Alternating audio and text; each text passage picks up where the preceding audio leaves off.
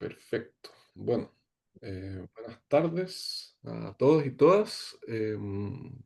Muchas gracias por conectarse en esta nueva charla, masterclass, asociada al Diplomado en Cultura Escrita y Formación de Lectores que dirigimos junto a Ezio Neira en la Universidad Adolfo Ibáñez.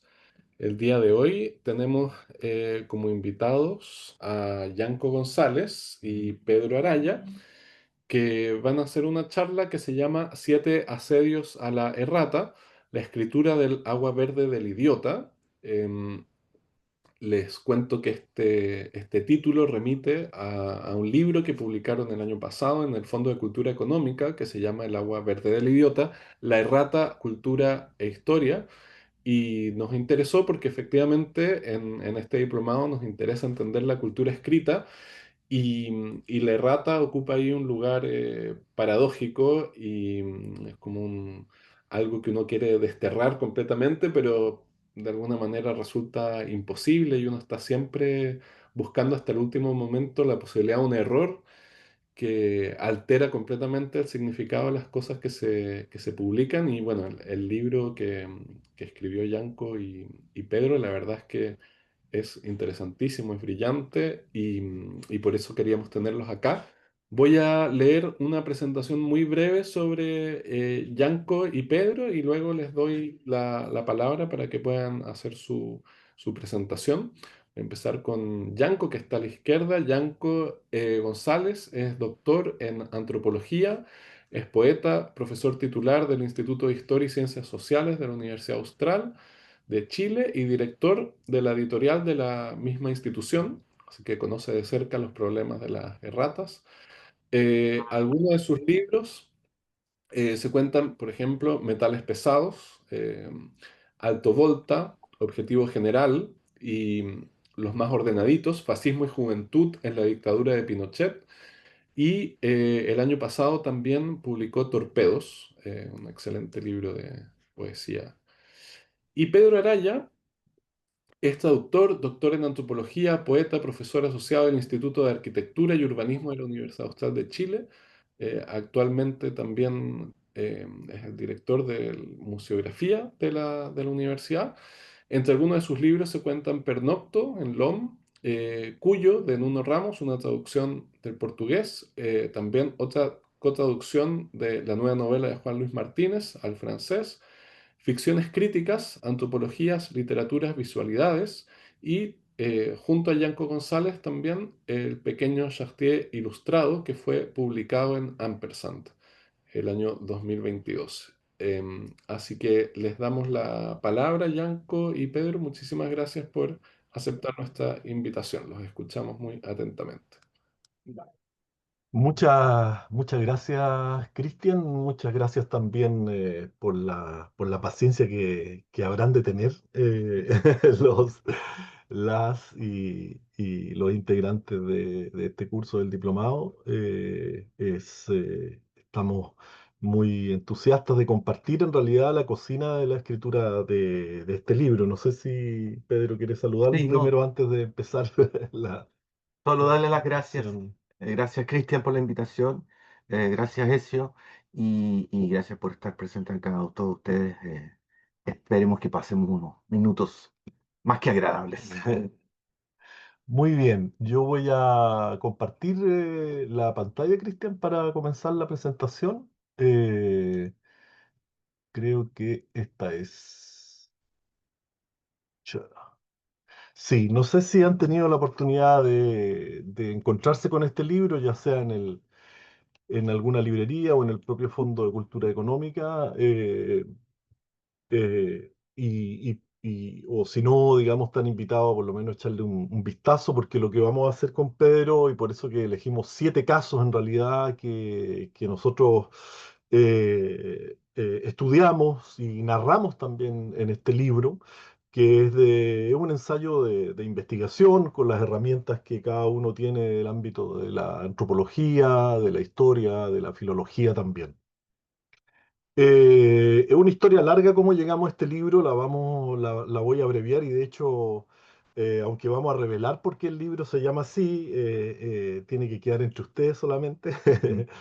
Eh, eh, Quiero, digo, no solo abreviar esa historia, sino también subrayar algunos elementos que constituyen este libro. Y dice relación básicamente con una nueva, para nosotros al menos, una nueva exploración en el ámbito de la cultura escrita. Eso es básicamente. Nosotros haciendo el diccionario de Chartier, en una oportunidad como que cuando era decano lo invitamos para celebrar los 60 años de la Facultad de Filosofía y Humanidades, invitamos a Roger Chartier y una de las cosas maravillosas que nos dejó es regalarnos un libro de memoria, no de memorias, un libro de memoria que facturamos con Pedro a través de una serie de entrevistas eh, a Roger, con el cual trabajamos varios días para construir este diccionario, ¿no? Es un diccionario de la cultura escrita, del libro, la lectura, y una de las ausencias del diccionario fue justamente la palabra o el concepto errata, ¿no?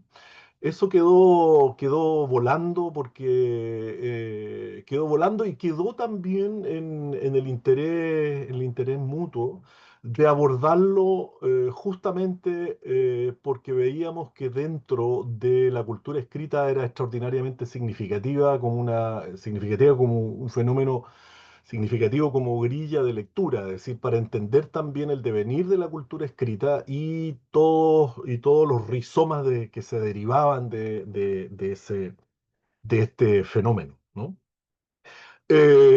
Y claro, lo primero que asalta, y yo creo que es también intuitivamente lo que ustedes podrían esperar, es una suerte de reflexión del error a partir de su carga semántica, ¿no? Que es justamente la equivocación, ¿no?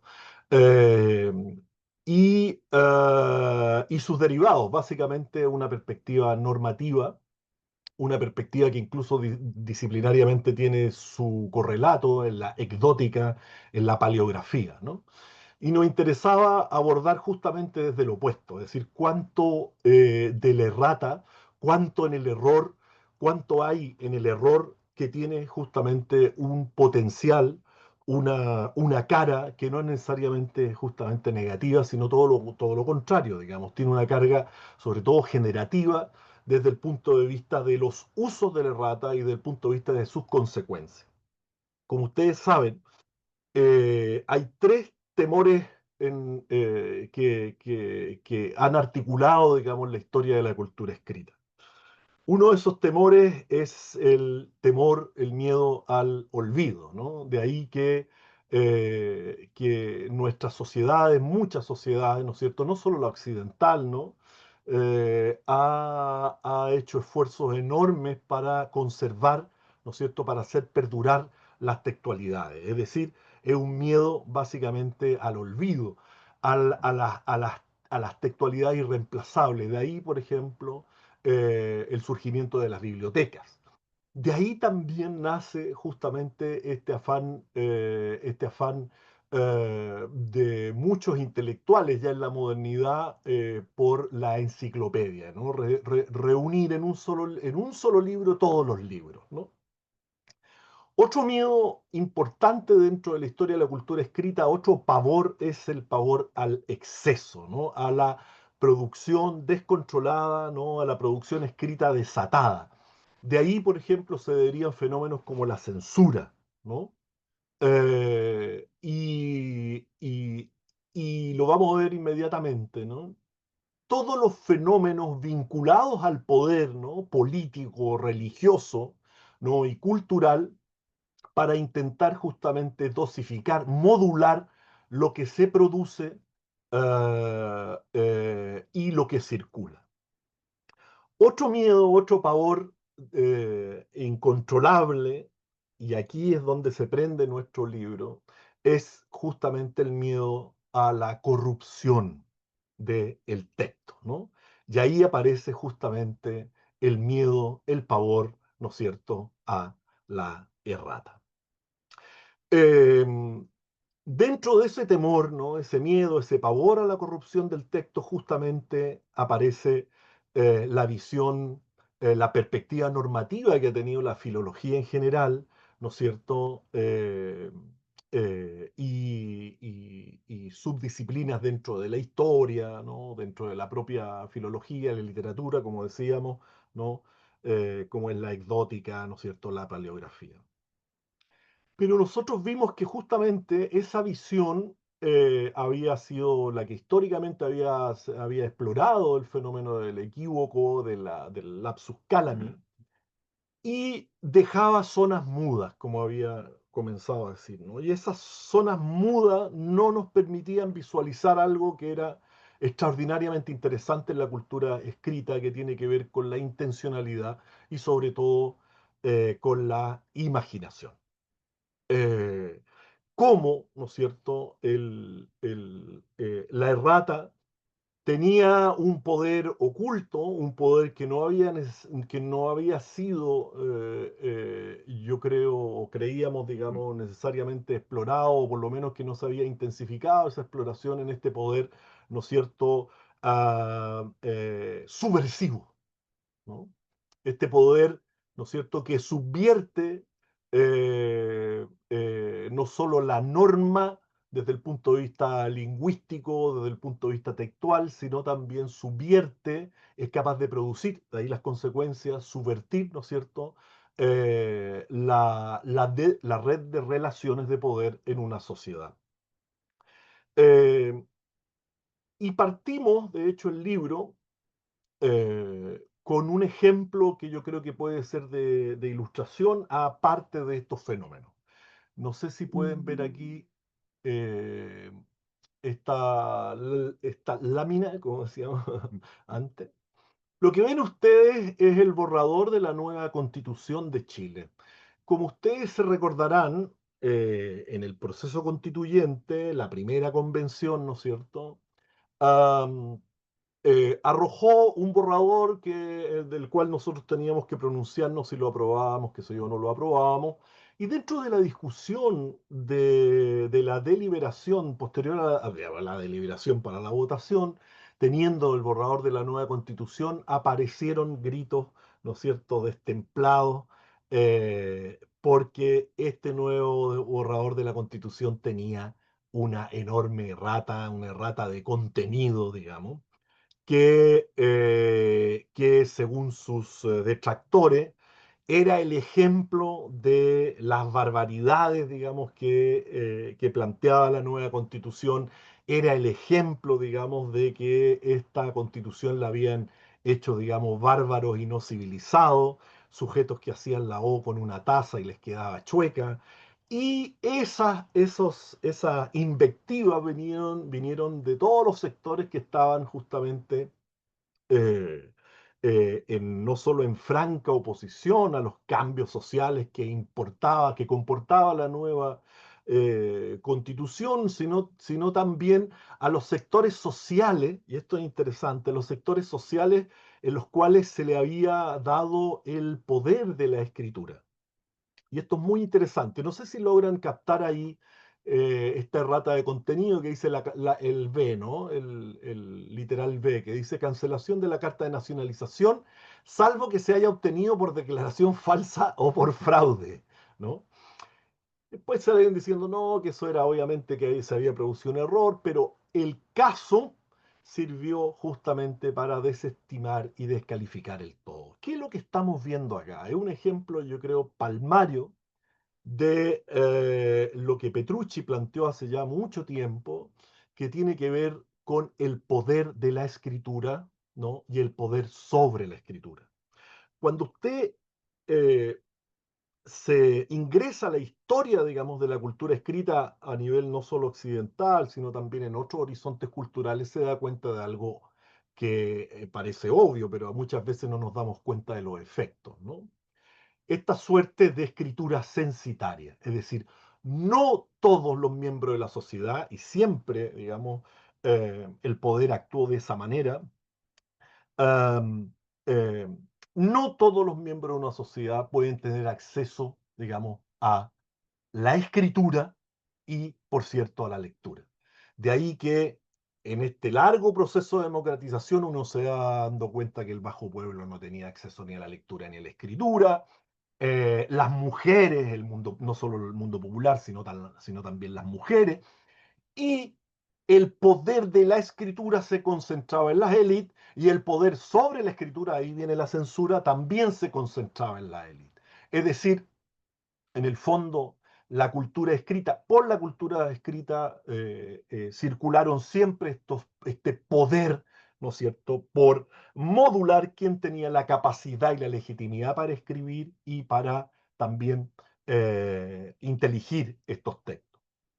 Y es muy interesante este ejemplo porque prueba justamente el pánico moral que se produce cuando, ¿no es cierto?, tenemos un pueblo no solo, digamos, que suscribe, ¿no?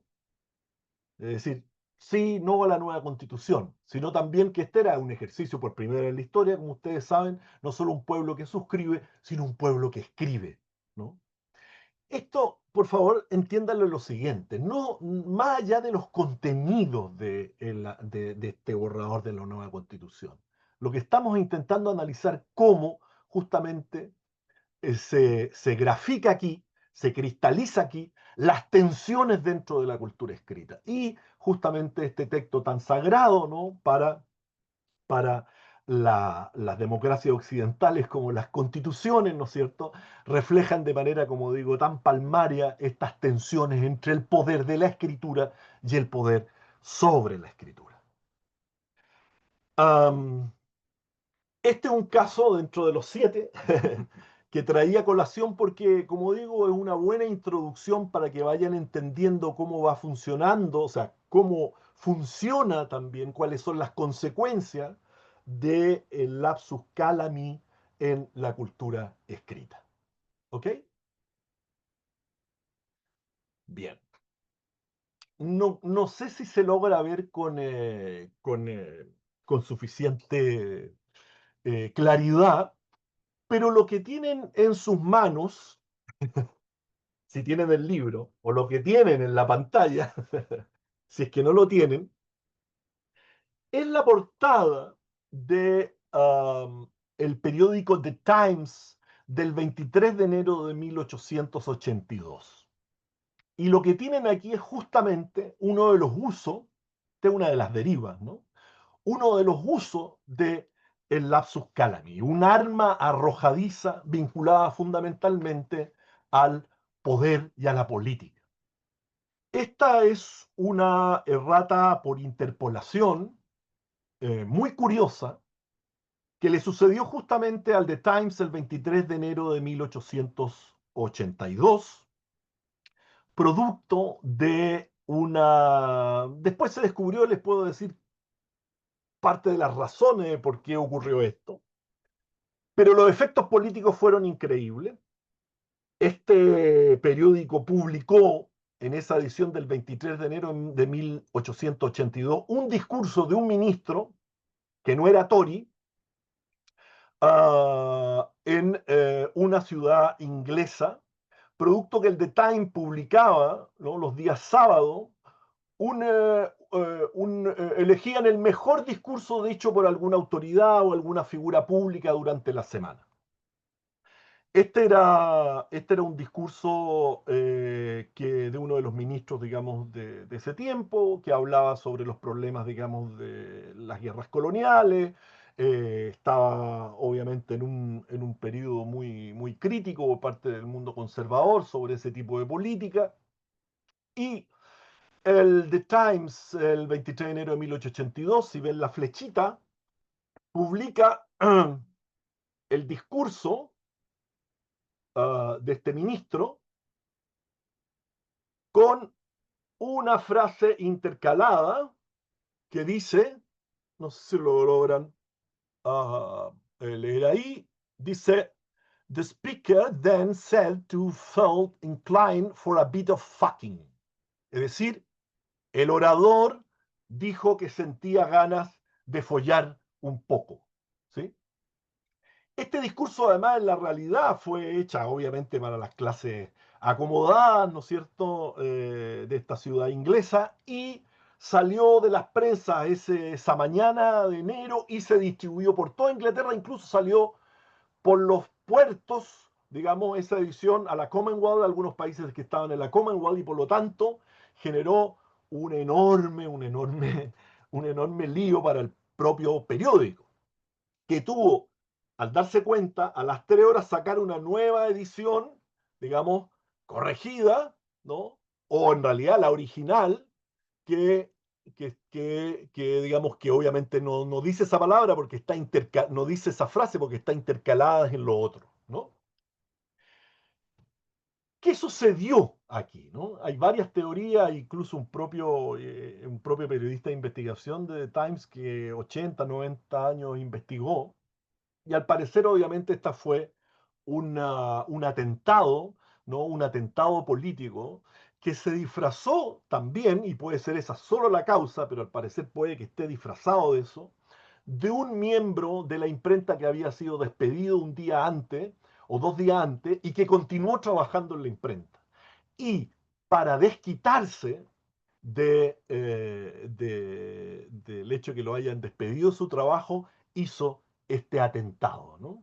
Este atentado al periódico.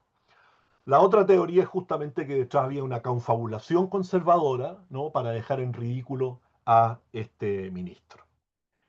Fíjense aquí, y esto es lo que quiero destacar, fíjense las derivas del uso político de las erratas, de los errores, de los lapsus calami, de los distintos tipos, ¿no es cierto?, de lapsus calami que hay dentro de la cultura impresa. En este caso, la deriva política. Tenemos estos dos casos. ¿Sí? Las preguntas, Cristian, serán después, por si acaso hay alguien que quiere consultar alguna duda. Pero seguimos. Ya, esto es interesante. Otro caso que es interesante acá, yo creo que voy a... sí. Otro caso interesante dentro de los asedios, digamos, es algo que muchas veces lo damos por sentado, pero no tenemos suficiente conciencia de la dimensión material o de las tecnologías de reproducción de textualidades que comportaron históricamente importantes erratas, digamos, o importantes errores, errores no forzados, que se deben básicamente justamente a las tecnologías de reproducción de textualidades. Y aquí es muy importante la figura del castigador o corrector en la historia de la cultura escrita, que nace justamente en los albores de la imprenta, y también las constricciones materiales para reproducir las textualidades, y la propia organización, por así decirlo, material, ¿no? Humana y material que rodeaba la producción de textos impresos. Y esto es muy interesante porque nos obliga, y tenemos un capítulo dedicado a los castigadores, digamos, a los correctores, ¿no? Nos obliga a entrarnos justamente en la cocina de la imprenta, ¿no? Y esto es muy interesante en la medida de que si en el medioevo se le echaba la culpa a Titubilus, digamos, a este demonio de las imprentas, ¿no? Para justificar los errores, porque recordemos Dios no se equivocaba, por lo tanto los amanuenses, ¿no? Antes de la introducción de la imprenta, los amanuenses en realidad no se equivocaban por errores propios, digamos, atribuidos, digamos, al humano que era, digamos, la imagen y semejanza de Dios, sino que era atribuido a un demonio que se colaba y que intentaba torcer los reglones de Dios, ¿no? Con la imprenta, digamos, la secularización, digamos, hace que el Renacimiento, digamos, hace que entre una figura muy importante que es justamente el corrector o el castigador. Y ese corrector y castigador, y esto es muy importante, era un sujeto enormemente ilustrado. Era políglota, es decir, el padre, de hecho, de los correctores, ¿no? Es Erasmo de Rotterdam. Es decir, era un sujeto enormemente ilustrado, con un capital cultural altísimo, que los dueños de la imprenta, ¿no? Lo intentaban enrolar en la recuperación. Ustedes saben que del Renacimiento, con Aldo Manuzio, ¿no es cierto?, era una lucha contra el tiempo para recuperar, ¿no es cierto?, toda la cultura escrita grecolatina. Y por lo tanto, filiaban a estos intelectuales, ¿no?, en los propios talleres de la imprenta para que fungieran justamente como depuradores, ¿no es cierto?, traductores y curadores de los libros que publicaban. De ahí que muchos de los primeros libros en esta primera etapa de la imprenta, ¿no es cierto?, estén curados por estos grandes nombres que están detrás de estos imprenteros, como propio Aldo Manuzio, que trabajó justamente con Erasmo de Rotterdam, ¿sí? Pero ¿qué sucede después? Esto es muy interesante. Lo que sucede es muy curioso si ustedes ven la historia del libro, digamos, y de la propia imprenta, la velocidad con que la imprenta, ¿no?, coloniza los distintos países, desde Alemania, los distintos países que estaban a su alrededor, incluyendo obviamente Italia, donde está la imprenta de Manuzio en Venecia. Esta rapidez hizo que, si bien en un primer momento filiaran a estos intelectuales, ¿no es cierto?, estos grandes sabios para que curaran los libros que imprimían, a su vez hizo que surgiera una enorme cantidad de talleres y pequeñas imprentas que no tenían este correlato, digamos, de sabios para curar esos libros. Particularmente esto fue muy deficitario en España, pero en realidad en casi toda Europa una vez que la imprenta se democratiza. ¿Ok? Por lo tanto, si en 1500, ¿no?, teníamos justamente o un poco antes, teníamos a Erasmo de Rotterdam trabajando con Aldo Manuzio, lo que sucede en 1600, ¿no?, um, cuando se imprime el First Folio de Shakespeare, o cuando se imprime el Quijote, ¿no es cierto?, es algo completamente distinto. Es decir, lo que tenemos, básicamente, son talleres muy, muy chapuceros, ¿no?, donde la figura del corrector, la figura del castigador ya no la detentaba un intelectual, un sabio, ¿no es cierto?, un políglota, sino los mismos cajistas y los mismos prensistas muchas veces, o incluso los dueños de las imprentas. Es el caso justamente del First Folio de Shakespeare, publicado en 1623. Yo quiero, antes de mostrar esta imagen, quiero mostrar esta imagen. Lo que tienen aquí ustedes es uno de los problemas materiales que genera la imprenta y que incluso llega a hacer cambiar, ¿no?, el apellido o transformar el apellido de Shakespeare. Es decir, Shakespeare, como lo conocemos ahora y como lo deletreamos, Shakespeare, en rigor, no sé si el puntero me acompaña, en rigor, ¿no?, ese apellido no tenía, por lo menos en el común denominador de ese apellido, no existía la E entre medio. Esa E la pusieron, ¿no?, en la imprenta del First Folio, que ustedes saben que en realidad ese First Folio fue construido por los amigos, por los actores que trabajaban en un corpus, incluso que se ha planteado que muchas de esas obras no eran de él, en fin. Este corpus fue firmado por Shakespeare, no llamándose, no teniendo verdaderamente ese apellido, porque estos curves que hay aquí, estos espacios que generaba, ¿no?, la K larga y la S larga, cuando se imprimían sin algún espacio, se pegaba la pata de la K con la pata de esta S larga. Esta S larga, ¿no?, es de los tipos más problemáticos, se tendía a empastar. Y por lo tanto lo que hacían los imprenteros es le colocaban un punto a lo que tenían a mano. Y una de las cosas más comunes que tenían a mano era otra letra que era la E. Por lo tanto, fíjense bien, las construcciones materiales de esa imprenta la que produjeron la errata en el propio apellido de Shakespeare, y es por eso que Shakespeare lo llamamos así, justamente producto de este fenómeno.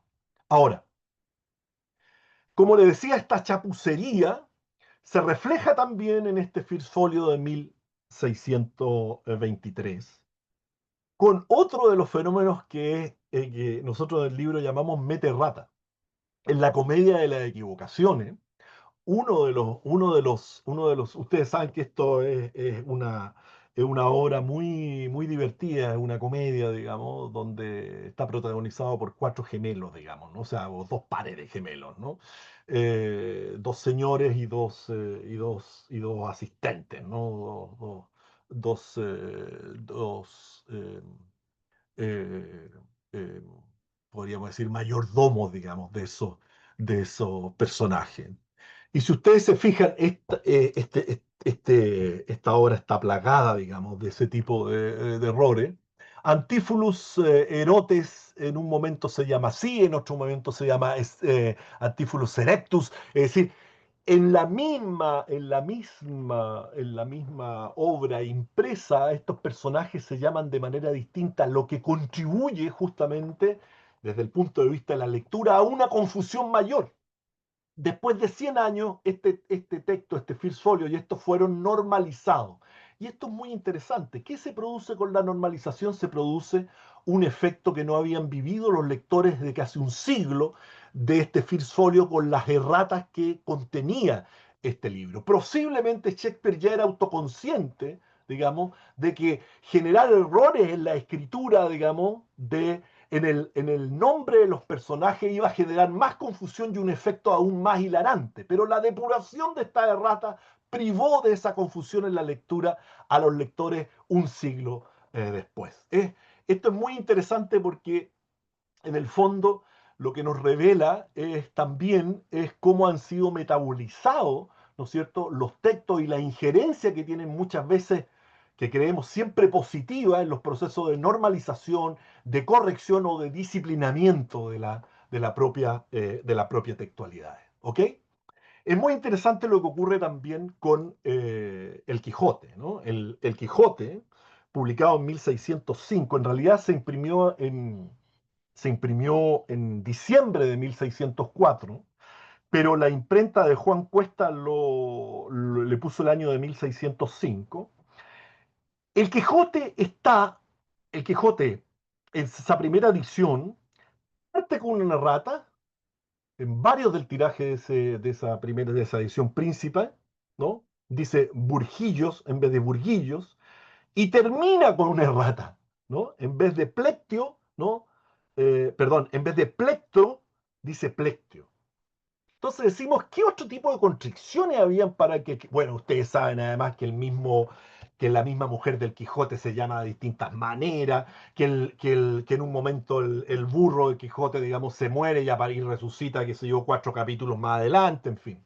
Detrás de justamente la producción de ese texto hay una serie de fenómenos que son varios y solo quiero mencionar uno que tiene que ver con las constricciones materiales. No todos le echan la culpa justamente a Juan de Cuesta, que era el dueño de la imprenta, pero en realidad detrás también está Francisco Roble, que era el empresario que manda a hacer esto. Y lo manda a hacer en la imprenta más barata, lo manda a hacer, digamos, con todas justamente las constricciones materiales y económicas que tiene. Y lo que sucede muchas veces con estos libros, cuando ya con estos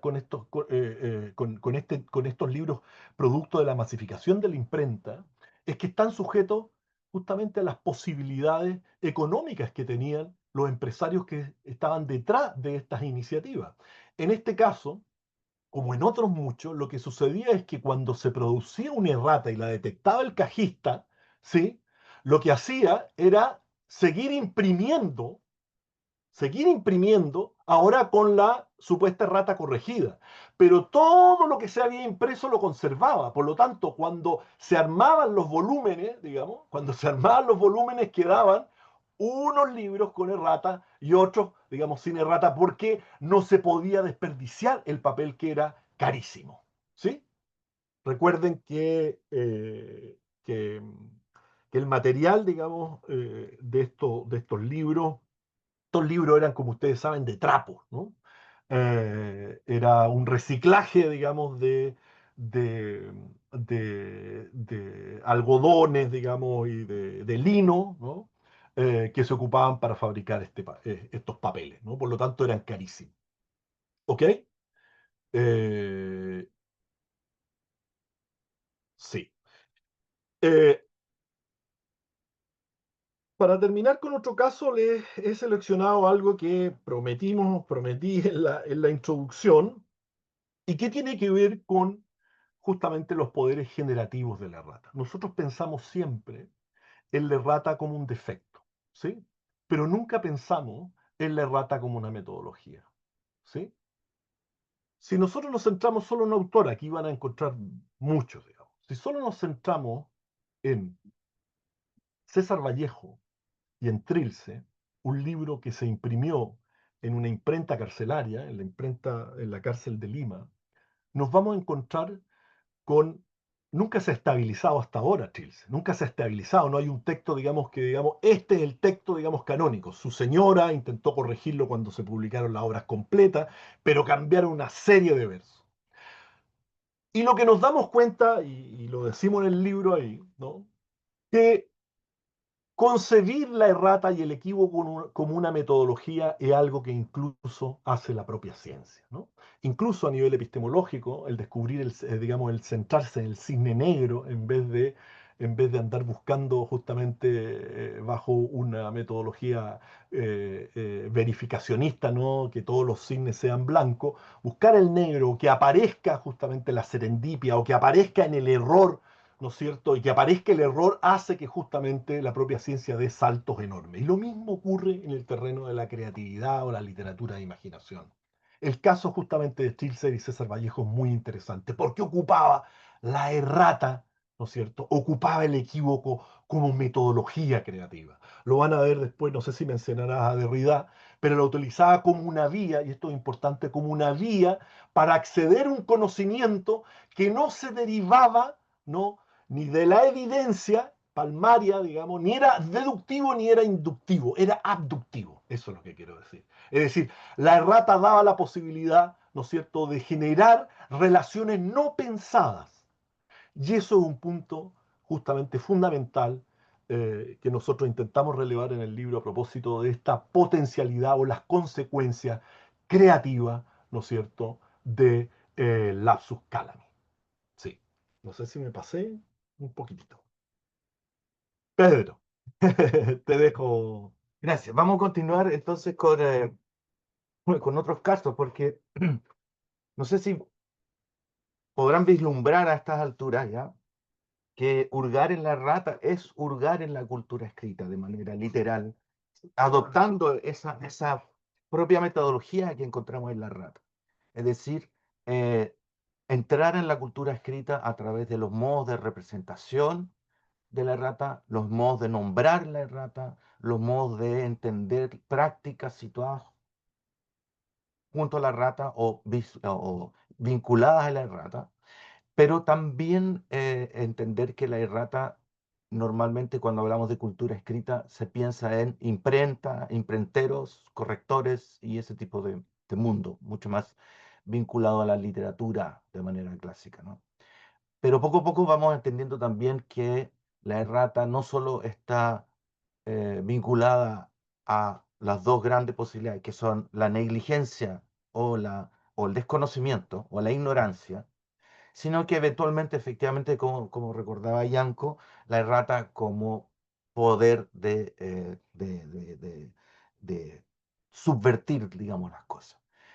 Una de las primeras de las cosas que empezamos a estudiar era meternos en otros ámbitos y entender la errata como una forma de pensamiento material, que la errata misma devela cómo funcionan distintas prácticas y cómo las materialidades vienen también a subvertir o a cambiar nuestros modos de escribir o de lo que significa escribir, ¿no? Desde ese punto de vista, nos interesaron, por ejemplo, encontrar cómo, a partir de la imprenta, qué sucedía después. ¿Qué sucede cuando se introducen otros modos de producción de escritura? ¿No? Y encontramos algunos casos muy interesantes como este caso, que está vinculado a lo que se llama, esto es una bola de escribir, ¿no? Bola de escribir que fue inventado por un doctor austríaco investigando de cómo proporcionarles métodos de escritura a gente que estaba perdiendo la vista. Y esta bola de escribir cae en manos de Nietzsche, cuando ya en su época tardía está comenzando a perder la vista y da con esta máquina de escribir, esta bola de escribir, que lo lleva a adoptarla hasta el punto de escribir un poema o una serie de aforismos que hablan de la vinculación, que nuestros pensamientos están vinculados con las herramientas con las que llevamos a cabo la escritura, de manera literal, ¿no? Los pensamientos son como mi mente, que puede ser frágil como una bola de escribir, pero al mismo tiempo permite continuar haciendo este tipo de escritos. Lo curioso es que em, lo que no se da cuenta, y nosotros nos dimos cuenta al introducirnos en este caso, es que justamente corresponde a la época llamada aforística de Nietzsche. A partir de este momento, Nietzsche cambia su forma de reflexionar, de hacer filosofía, y entra en el periodo tardío de Nietzsche, que es justamente el periodo de aforismo. Si se fijan el tamaño de la hoja, ¿no? Se entenderá por qué entra en modo aforístico. Primero porque tiene que cambiar la manera de escribir, ¿no? Adaptar las manos a esta nueva máquina y adaptar el renglón, el tamaño del renglón al tamaño de la página, ¿no? A los filósofos no les gusta que le mencionemos esto, pero hay estudios que lo demuestran, que efectivamente hay una vinculación y incluso hay escritos del propio Nietzsche que hablan de la vinculación entre esta materialidad, ¿no? Estas nuevas soportes de escritura y la manera de escribir, ¿ya? Lo encontramos también en el caso de Derrida, de manera más contemporánea. Derrida describe, ¿no?, en una entrevista que él pasa de la escritura, sus primeros escritos, sus primeros libros son escritos a mano, es decir, con lápiz y papel, ¿no? Pero luego descubre la llegada de la máquina de escribir. Y él tiene una Olivetti que se la compró cuando estuvo dando clases en Estados Unidos. Lo curioso es que, si ustedes se fijan, existen dos tipos de teclado en la distribución de las máquinas de escribir. Un teclado que se llama ASERTY y un teclado que se llama QWERTY, ¿no? El teclado CERTY es más común en el continente, en Europa, etcétera, y el otro en otros lados, que tiene que ver con una distinción que es un cálculo respecto a la utilización, a la frecuencia de las letras en los distintos idiomas. Es decir, hay implícita un pensamiento y sobre todo una teoría material, ¿no?, y cognitiva de la escritura, lo cual, y entonces Derrida se da cuenta de que comete muchas erratas, cuenta él, porque está acostumbrado a un teclado y cambia a otro teclado, ¿no? Porque ya no puede volver a comprarse hasta que puede volver a comprarse la primera máquina, que era la máquina norteamericana. Y ahí se explica también, de alguna manera, la propia filosofía de Derrida, muy concentrada en atacar el logocentrismo, en definir lo que llama la gramatología, y que curiosamente tiene mucho que ver con todo esto que estamos viendo y que trabajamos en el libro. ¿Ya? Y les voy a leer un pequeño fragmento que tiene que ver con la manera que descubrimos la manera de nombrar. Si bien para los amanuenses, como explicaba Yanko, existía el diablo, el titirilus, el cual era el culpable de la errata, luego comenzamos a ver que es muy interesante desde el punto de vista de cómo se representa la errata y al corrector, ¿no?, en términos de sus nombradías, ¿no? Y dice, la errata no es una sola y no ceja en aparecer donde menos se la espera. Falta, mochuelo, mosca, trola, desliz, duende, dedazo. Todo señala que se trata de un desacierto, acaso un tropezón. Todos erran, todos hierran, consumando acaso una cierta errática. La vida, una constante enmienda con vistas a una edición final. A poco andar, quienes escriben y corrigen, quienes componen y fabrican un objeto escrito, calzan inevitablemente alguna errata o muchas. No son pocos los testimonios al respecto.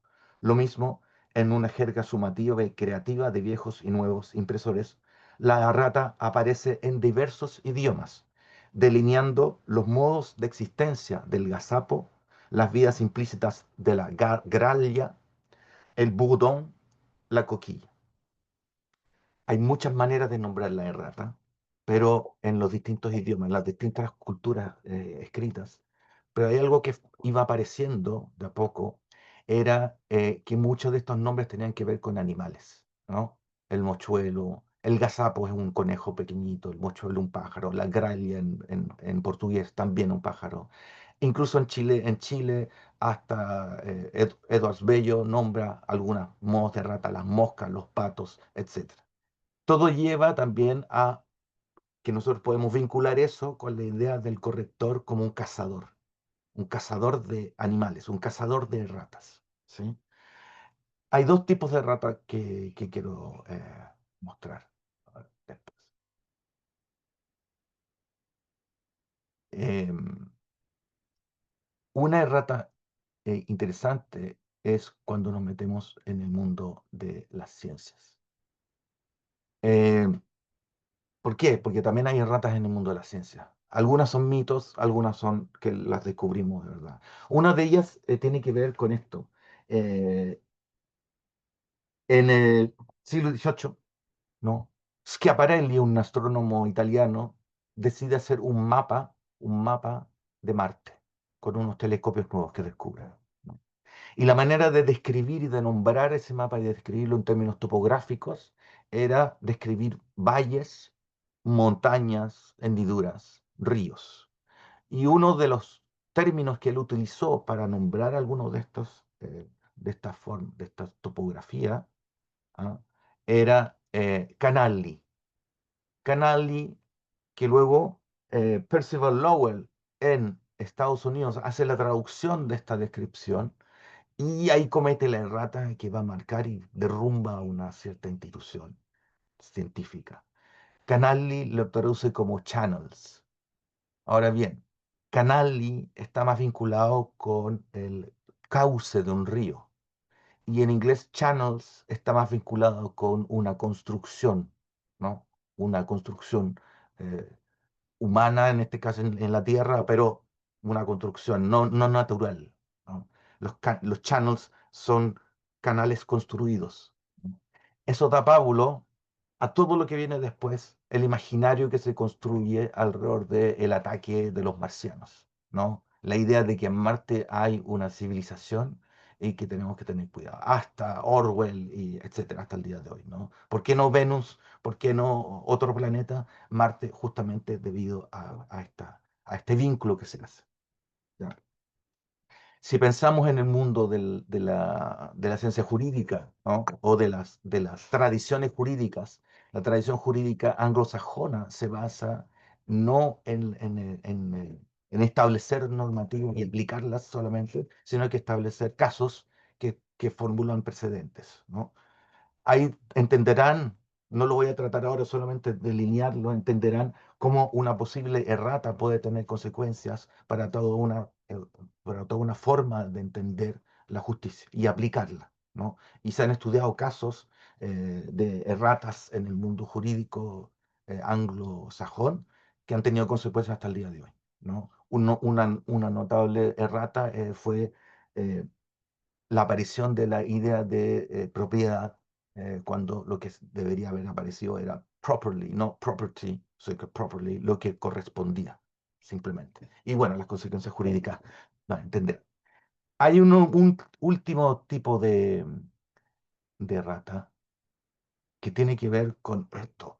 Uno de los nombres extrañísimos que aparecía cuando empezamos a consultar los distintos textos, distintas prácticas, era una errata que tenía el siguiente nombre, que si usted consulta la Biblioteca del Congreso de Estados Unidos en la sección hemeroteca y consulta los periódicos, es muy probable que se va a encontrar con un escrito en alguna columna de periódico que dice Etaoin Shrilu. Y ese era el nombre de una errata. Incluso encontramos poemas de imprenteros que le dedicaban un poema a Etaoin Shrilu, como dos personajes, padre e hijo. Y finalmente nos dimos cuenta que eso reenviaba a esto. Esto es el tablero de la linotipia con que se utilizaban para imprimir los periódicos. Y lo que sucedía en esta época, que ya no funcionaba como una caja de imprenta clásica, en que cada tipo quedaba separado, era que cuando el linotipista, ¿no?, tipeaba una línea, eso inmediatamente se fundía en un bloque de plomo, ¿sí? Quedaba completamente. Entonces, él, para indicarle al corrector que había justamente cometido un error la línea, el renglón anterior, él le pasaba el dedo al teclado de la liniotipia y por la distribución de las letras, igual que una máquina de escribir, forzosamente aparecía la línea eta o in, shlu. Esa era la indicación. Pero podía suceder que efectivamente el corrector no alcanzaba a ver la indicación y se imprimía. Entonces, aquí también estamos frente a la idea de cómo un tipo de rata o una rata, el caso súper específico, al analizarlo, al bajar a tierra, al verlo, al entender los modos de representación, pero también las prácticas y las materialidades y las herramientas asociadas, devela todo un mundo, digamos, de cómo funciona la cultura escrita a este nivel. ¿Ya? Hay un tipo de rata que se llama Atomic Typo, que es porque el cambio es tan difícilmente perceptible que muchas veces genera muchas complicaciones, ¿no? Muy difícil de detectar. Y nosotros nos basamos en esa idea para analizar este caso. Este es el caso del pórtico de entrada del campo de concentración de Auschwitz. Cuando Auschwitz se construye, los primeros prisioneros que son internados ahí son polacos judíos, no solo judíos, pero polacos que habían luchado en la resistencia, son los primeros. Y un grupo de polacos que habían trabajado con fierro forjado, ¿no? Eran conocidos por eso, se les dice que ellos tienen que construir la leyenda, el letrero de entrada de este campo de concentración. Entonces, perfectamente, bueno, arman la escritura Arbeit macht frei, que queda, todo el mundo es conocido, pero cometen una errata desde el punto de vista de el general o el capitán nazi encargado del campo de concentración en la época. Si ustedes se fijan bien, que es imperceptible a menos que uno después se fije bien o se lo indiquen, se fijan en la B larga, ¿no?, de Arbeit está invertida. El jefe, cuentan los testimonios de los prisioneros judíos, que algunos testimonios que se mantienen en el Museo Judío de Berlín hasta el día de hoy, cuentan que el general a cargo desestimó, ¿no?, cambiar eso porque consideró que era producto de la negligencia o de la ignorancia clásica que se le adjudica a la derrota, propia de los polacos, porque así son, ¿no? Así son. Son negligentes, son ignorantes. Es el mismo tipo de acusación que vemos repetirse una y otra vez, ¿no? Es decir, cometer una errata significa también dar pábulo para calificar a la persona. Pero en este caso, esta supuesta errata fue considerada y hasta el día de hoy es considerada el primer acto de resistencia interna en el campo de concentración de Auschwitz. A tal punto que el grupo ¿dónde está? Aquí, el comité, ¿no?, internacional pro Auschwitz instituye esta estatua en memoria en la Plaza Wittenberg en Berlín y luego la copia en otros lugares. Incluso ahora creo que existe incluso un premio con este trofeo. Y esta estatua se llama To Be, con B invertida, To Be Remembered. ¿No? O sea, haciendo caso, digamos, a los testimonios de la época, hasta el día de hoy. Así que bueno, eh, nada, era como para dar un panorama, ¿no? Obviamente quedan muchos otros casos que, bueno, esto es más que nada como una especie de Appetizer. appetite, claro, una invitación para que puedan leer, digamos, todo el resto y podamos conversar. quedó pendiente el origen del título del libro, pero si es que sale en la conversación lo contamos. Vale. Muchísimas gracias, Yanko y Pedro. La verdad es que es muy fascinante el libro, bueno, y la charla, la selección de ejemplos que nos compartieron. Abro la palabra si alguien quiere hacer alguna pregunta, dialogar con usted, em, mientras la gente quizás está elaborando sus preguntas. A mí me acordé de un caso reciente que tal vez no es una errata exactamente como tal, pero que sí creo que remite al reino de la errata. Hace no tanto, una periodista argentina publicó una columna en un diario, ¿no? que en general está sometido al régimen de la revisión, aunque en lo digital se tiende a relajar un poco eso.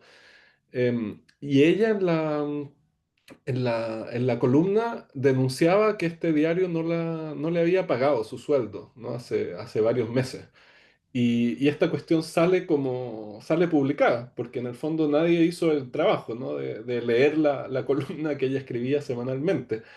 Eh, Se pensaba también en este caso que en el fondo el texto en sí no tenía ningún error, pero el hecho de que ella lograra publicar esto mostraba como un error desde el punto de vista del funcionamiento interno del diario, ¿no? O sea, no había nadie detrás que estuviera haciendo la pega de revisar las columnas, ¿no? Y desde ese punto de vista, la columna lograba como acusar de alguna manera, nada, estoy pensando como abrir más la noción de rata también hacia otro tipo de, de fenómenos que uno podría pensar.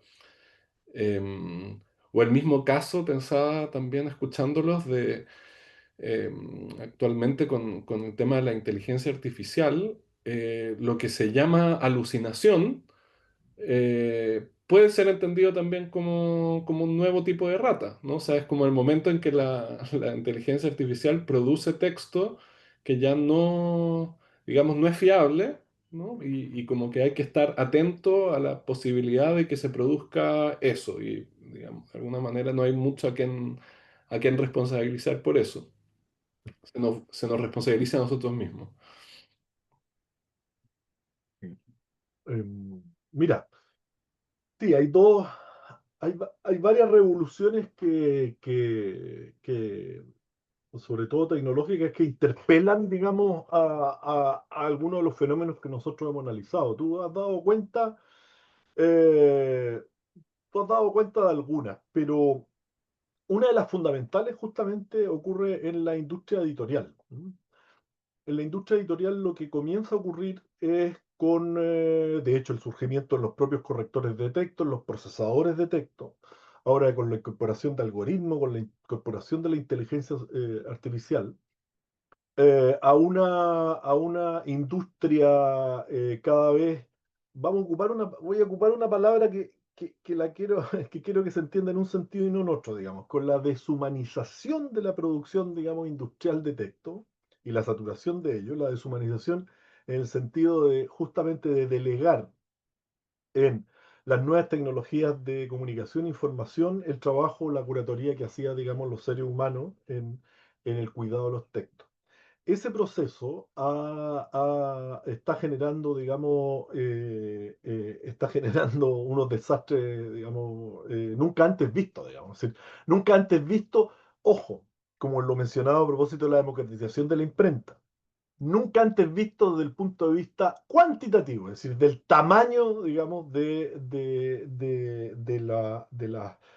los problemas producidos por la falta de curatoría, digamos, humana. Recordemos que una de estas revoluciones es justamente la reproducibilidad digital. Por lo tanto, fíjense bien, el control que se puede tener, incluso el autor o incluso las propias editoriales de los textos, una vez que estos pasan a los mundos digitales y virtuales, es casi cero. Y si le agregan justamente que la industria editorial cada vez tiene menos curadores, tiene de hecho menos editores. No sé, hace ya unos 6 años fui a ver a colegas que trabajan dirigiendo algunas colecciones de Random, y yo había ido a Random cuando estaba en otro lugar hace 10 años y lo que veía en los escritorios eran justamente editores, digamos, editores de mesa, ¿sí? Y, y algunos diseñadores. Cuando fui, el 80% eran scouters digitales, ¿no? Y publicistas, por así decirlo, encargados de redes sociales o de minería de datos de blogs para poder fichar, digamos, autores. Por lo tanto, la curatoría, digamos, desde el proceso de criba editorial hasta justamente la entrega de texto está sumamente mermada, ¿no? Está, es decir, en el fondo estamos asistiendo a un cambio, digamos, infinitamente mayor de cuando en realidad Erasmo de Rotterdam o las figuras como Rotterdam, digamos, abandona justamente, son desvinculados, por así decirlo, de el mundo, digamos, de la impresión. Por lo tanto, lo que nos encontramos es habitualmente, digamos, y una y otra vez con esos problemas. Nosotros citamos un caso, de hecho, en la introducción, ¿no? De 7.000 ejemplares que tuvieron que ser destruidos, picados, digamos, un libro de cocina en Canadá que se llama The Book of the Pasta, el libro de la pasta, digamos, cómo cocinar de millones de formas la pasta, ¿no? Y una de las recetas, ¿no? Decía, era algo así como black pepper, había que echarle black pepper, que se yo, papá, y en vez de black pepper apareció black people, ¿no? Échele gente negra, ¿no? Y obviamente produjo un escándalo ese rata, producto del racismo, etcétera, etcétera. Pero ese tipo, digamos, de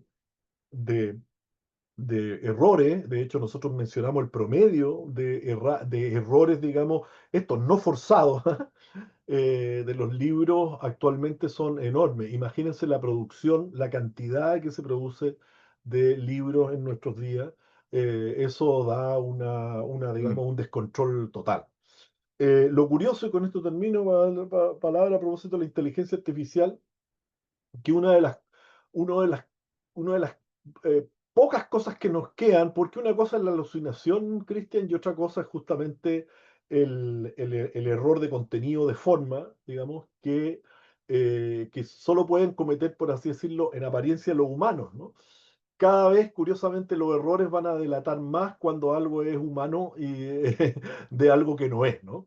De hecho, cuando tú le pides un texto, sobre todo ahora que está ChatGPT 5, digamos, y los modelos, cada vez sale un modelo nuevo y mucho más potente en términos de generación de lenguaje.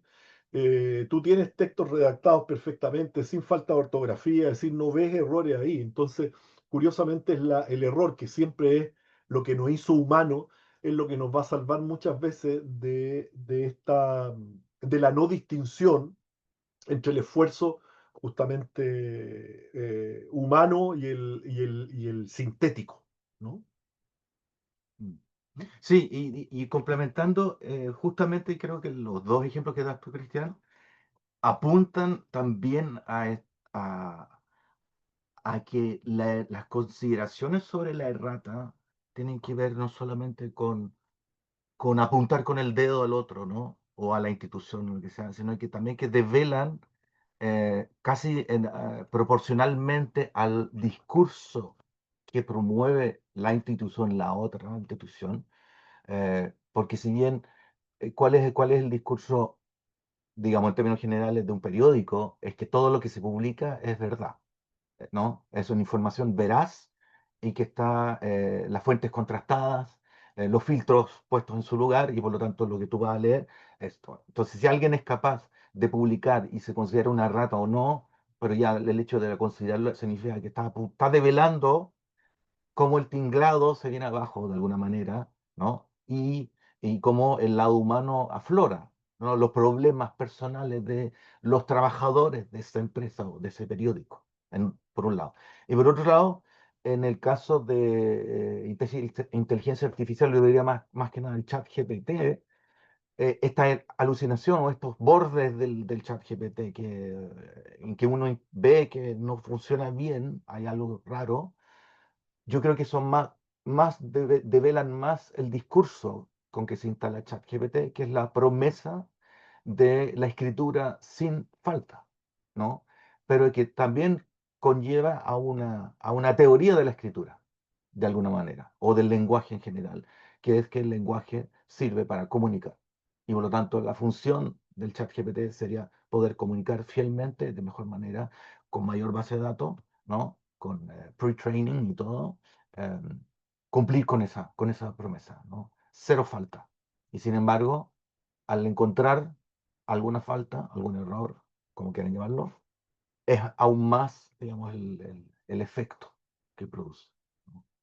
Yo creo que eso es como de las cosas más destacables de su charla y de su libro, es poner en valor al error, ¿no? Y como ustedes bien decían, plantearlo incluso como una metodología eh, que abre caminos, ¿no? Inesperados, que también invita de cierta manera a permitirse el error.